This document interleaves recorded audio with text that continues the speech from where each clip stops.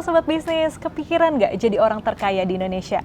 Kira-kira mau ngapain ya kalau sudah di posisi orang paling tajir di negeri ini? Ya ngomong-ngomong soal Taipan, Sobat Bisnis pasti sudah tahu ya, orang terkaya di Indonesia siapa? Bisnisnya apa aja? Kok bisa ya tajir melintir? Yuk kita simak di Market Wrap Up.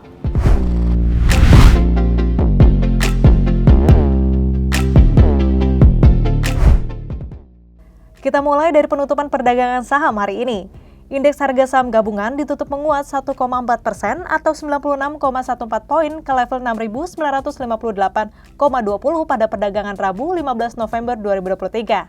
Saham-saham seperti Gotoh, Brand, hingga MMN ditutup naik pada perdagangan hari ini.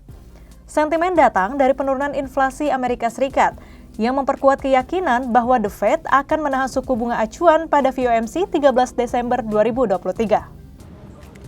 Dalam beberapa waktu ke belakang, tahta orang terkaya di Indonesia memang jatuh kepada Datuk Low Tuk Wong, bos perusahaan batubara PT Bayan Resource Tbk atau BAN. Nah, tapi status ini harus bergeser. Gantian ya Datuk, kita beri selamat kepada bos Barito Pacific Tbk yang menjadi orang terkaya di Indonesia. Siapa lagi kalau bukan Prajogo Pangestu? Menurut Forbes Real Time Billionaires, dirinya dinobatkan sebagai orang terkaya di Indonesia dan juga meraih peringkat ke-30 dalam daftar orang terkaya di dunia. Gak tanggung-tanggung, kekayaan Prajogo ditaksir mencapai 38,7 miliar dolar Amerika Serikat, setara 607 triliun rupiah dengan asumsi kurs 15.688 rupiah per dolar Amerika Serikat. Kekayaan Prajogo Pangestu bahkan melebihi kekayaan nama-nama billionaires dunia seperti co-founder Meta Platform atau Facebook, Dustin Moskovitz yang memiliki kekayaan 18,6 miliar dolar Amerika Serikat atau 291,8 triliun rupiah. Prajogo juga mengalahkan kekayaan Stan Kroenke, pemilik mayoritas klub sepak bola Arsenal yang memiliki kekayaan 16,3 miliar US dollar atau sekitar 255,7 triliun rupiah. Wah, Sobat Bisnis, dari mana aja ya kekayaannya? Mari kita kulik. Berdasarkan data Forbes, melambungnya kekayaan Prajogo tak lepas dari meningkatnya kapitalisasi pasar saham milik Prajogo, Brand dan juga cuan pada penutupan perdagangan Jumat 10 November 2023. Kapitalisasi pasar Brand mencapai 699 triliun rupiah, menyalip kapitalisasi pasar emiten milik Low Tuk Wong BAN yang tercatat sebesar 629 triliun rupiah. BAN sebelumnya menempati posisi ketiga emiten dengan kapitalisasi pasar terbesar. Selain itu, kapitalisasi pasar cuan juga mendorong kekayaan Prajogo. Pada saat tersuspensi 10 November 2023 lalu, cuan terparkir di posisi Rp7.000 per saham dengan kapitalisasi pasar sebesar 78,69 miliar rupiah. Nilai ini meningkat 150% selama sebulan dan 600% sepanjang 6 bulan terakhir. Nah, kalau kita bedah kekayaan Prajogo Pangestu, sebagian besar berasal dari kepemilikan sahamnya di PT Barito Pacific Tbk atau BRPT. Per September 2023, Prajogo menggenggam 71% saham BRPT. Selain itu, dia juga memiliki 8% saham PT Chandra Asri Petrochemical Tbk atau TPIA. Tak hanya dua emiten tersebut, ada juga beberapa saham lagi yang menjadi sumber pundi-pundi dompet Prajogo.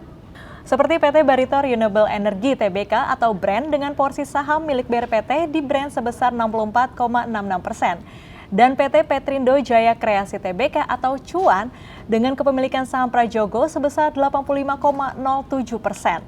Secara kinerja keuangan, BRPT menjadi salah satu saham andalan bagi Prajogo.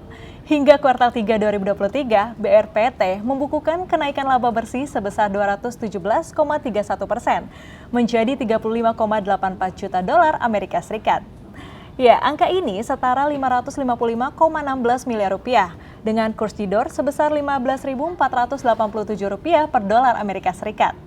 Sedangkan TPIA masih merugi 21,38 juta dolar Amerika Serikat atau setara 331,11 miliar rupiah pada kuartal 3 2023. Selain itu, emiten lainnya milik Prajogo yaitu Brand mencatatkan laba bersih yang dapat diatribusikan ke pemilik entitas induk sebesar 84,47 juta dolar AS atau sekitar 1,30 triliun rupiah. Kalau dari kinerjanya gimana ya menurut analis? Ya, Senior Investment Information Mirai Aset Sekuritas, Navan Aji Gusta menjelaskan, proyeksi analisa teknikal BRPT maupun TPIA dilihat dari kinerja pertumbuhan bottom line secara quarter on quarter. Menurut Navan, BRPT menghasilkan kinerja yang cemerlang atau pertumbuhan positif secara kuartal. Namun, TPIA mengalami penurunan kinerja pertumbuhan secara kuartal, bahkan masih mencatatkan net loss. Nah itu dia tadi sekilas siapa orang terkaya nomor 1 di Indonesia. Setidaknya kita bisa belajar nih dari seorang Prajogo, bahwa segala sesuatu dimulai dari keberanian dan usaha keras, tidak peduli kalian dari kondisi seperti apa. Ayo Sobat Bisnis, tetap semangat cari cuan, siapa tahu bisa sekaya Prajogo.